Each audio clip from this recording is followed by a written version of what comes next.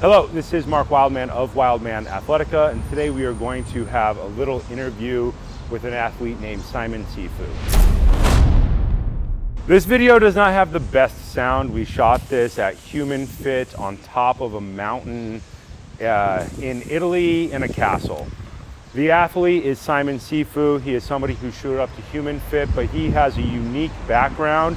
He is somebody who lived and studied at Shaolin in China for a year. This is like a really big deal in the Kung Fu world to go to Shaolin and then to actually stay there for an extended period of time.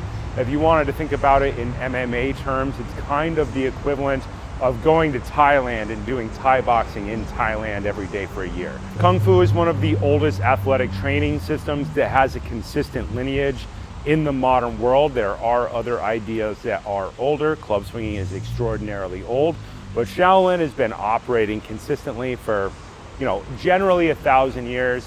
People will argue about start dates and everything else like that. But think of Shaolin as an original version of CrossFit. They took a bunch of different athletes from all of the world in which they occupied. They all came to one place. They shared information and they built ideas on movement and conditioning, which survive to this day. Now it kind of exists as a very interesting way to train a large number of people without equipment in an open space. So you'll see rows of 1,000 guys at Shaolin all performing and learning certain forms. Think of those forms as a way to organize information where people were essentially turning it into movement poetry, the same way that something like Steel Mace Flow does, where they create flows with movement patterns that they find useful. Only instead of just being based on flow, the original movement patterns from Shaolin were based on what military men from Chinese history thought were the most important athletic training movement patterns. So there's a lot of interesting stuff buried inside of the idea, but somebody like Sifu has a lot of knowledge and experience with training with weapons. Anytime we meet an advanced martial artist, I like to do staff with them and then ask them what they think about the training method, because we can always be better. And if we ask people who know how to use weapons, perhaps our idea can get better as well. That is the point of everything, to engineer better outcomes over time. So the audio on this is not the best that it could be. Apologies for that. The point of staff drills is that we are letting people experimentally discover what all the things that we learned in Shaolin were. So in Shaolin, they have you practice these staff forms, and you're always fighting an imaginary opponent. And people tell you what the correct end position is, but you're relying on them to tell you the right thing. So some people are never quite in the right spot. So the idea here is that we add force to the equation. We start gentle, but we can rack up all of these positions over time.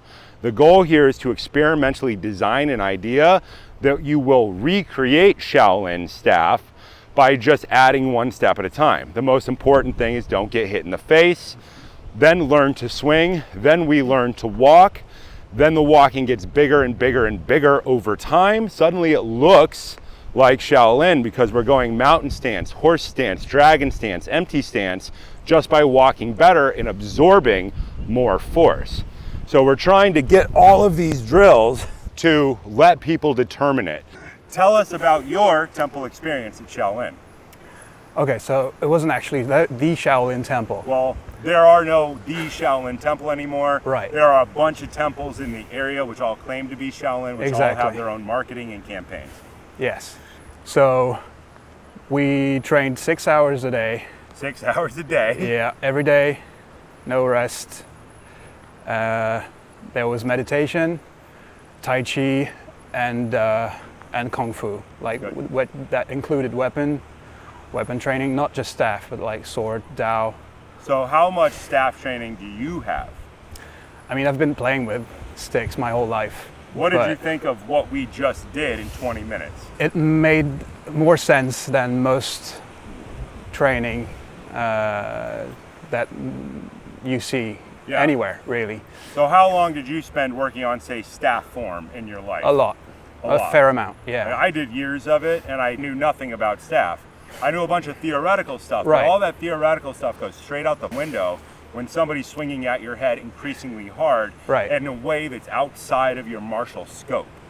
I think over the years, the aesthetics has taken over the actual use of the forms. Yes. Right. So what if we just got rid of all the aesthetics and we went back to an experimental drill where you try to hit each other in the head, Yeah. and then you try to not get hit in the head? We change it one step at a time. We work on defense first, then pure attack, then we move our feet, then we start doing call and response. Somebody tries to kill you, what do? You try to kill them right back. So that becomes block, attack, block, attack, block, attack. And then we can limit all the foot patterns. Then we can put us back into real world environments like this awesome castle on a hill in Italy. And eventually, if we get crazy, we will start the training over on this wall so that we learn to stand again, right? Or we do it up on the roof of the church, or we do it on a staircase, or we do it inside of a room, or we do it inside of the gangway of a castle where it has limited space. And now all your big swings have to change in you have movement, to adapt. and we can experimentally recreate all of martial arts in an extremely short period of time. Let's do some more stuff. Okay.